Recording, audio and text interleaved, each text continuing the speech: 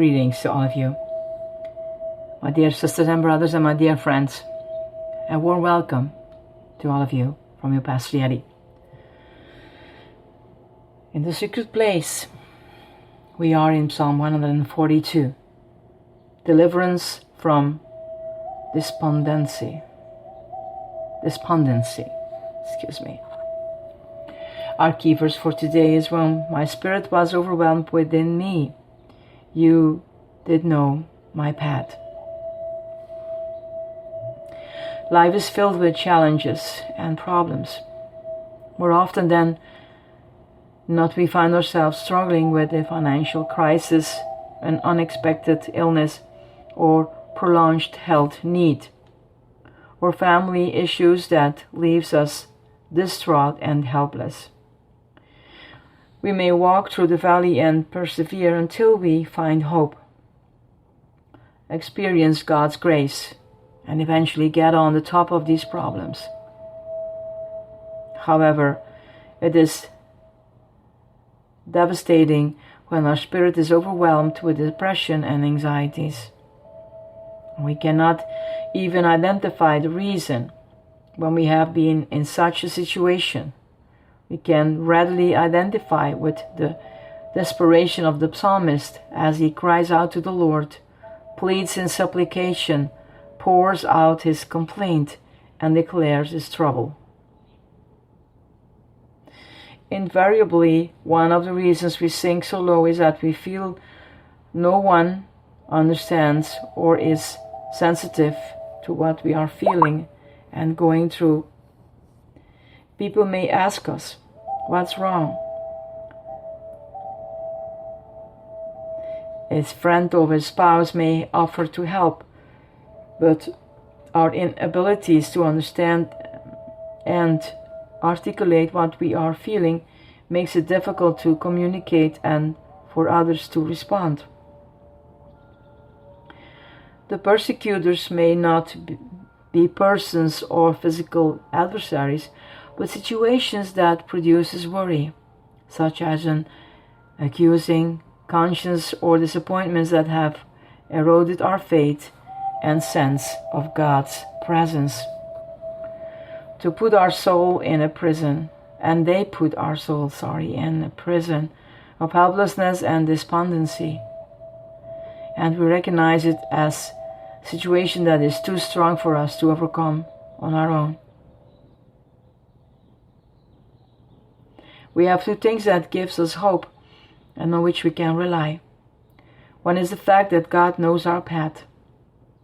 His providence that was so beautiful, expressed in Psalm 139, reminds us that He knows everything that is happening to us and where it all leading. He understands our dilemma and the trap that we walked into and is also aware of the solution. He is our refuge, not only from sin, but day by day in the land of the living. He heeds our cry and is the source of the fullness of blessing He desires for us. The other factor that is our hope and deliverance is the fact that we are surrounded by a support group and those who love us. We may feel that no one cares, but a part of God's bountiful mercy is not just what He does, but what He does through others. When we are reminded of the fellowship of believers of which we are a part, and what a blessing this is, a sense of meaning and assurance return along with the spirit of thanksgiving. One other inescapable impression from this psalm is the fact that multitudes of people in our community and all over the world are crying out, as the psalmist in verse 4, no one cares for my soul. While we usually are focused on our own needs and struggle with depression, we need to be sensitive to so many who feel lonely and reject, and that society has passed them by. While unreached people groups and a world in darkness may not be conscious of their lostness, their futile search and vain religious expressions are testimonies that no one cares enough to reach them with the gospel. Pray with me.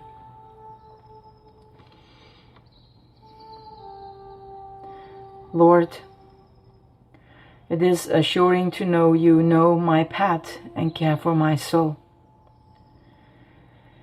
Thank you for friends and family who provide love, support, and encouragement in times of need.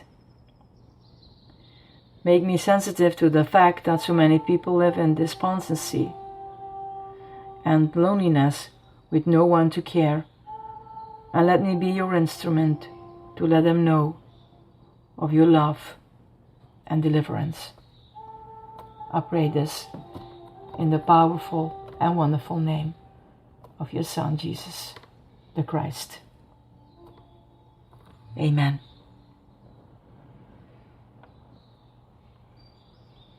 Be grateful and thankful for friends and family, true friends, brothers and sisters, true brothers and sisters.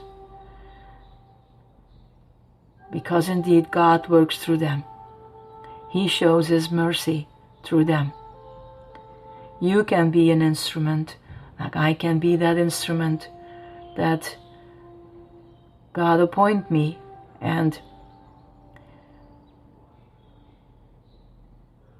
we all have a purpose in life. And if we put ourselves in the arms of God and let Him comfort us, He prepares us to comfort also other people. Because we can indeed feel that no one and there is no God who takes care of my soul. This is because we are in a very deep valley, dark valley. That's why we need each other, to lift each other up. Let God love you, my dear ones, and allow yourself to enjoy in friends and family and brothers and sisters that God gave you. And maybe we are not always agree on the same spot, but that is just fine, because we are human beings with different characters. It doesn't mean, if we are true to each other, it doesn't mean that having different thoughts or making different decisions or walking a different path, that we cannot walk in unity with each other. Because this is the way that we have to show the love of God, that the world sees that we have love for one another, and the world will see that we are brothers and sisters of Jesus. Blessings to all of you, my dear ones. This is your Pastor Yadi. I love you guys. Bye.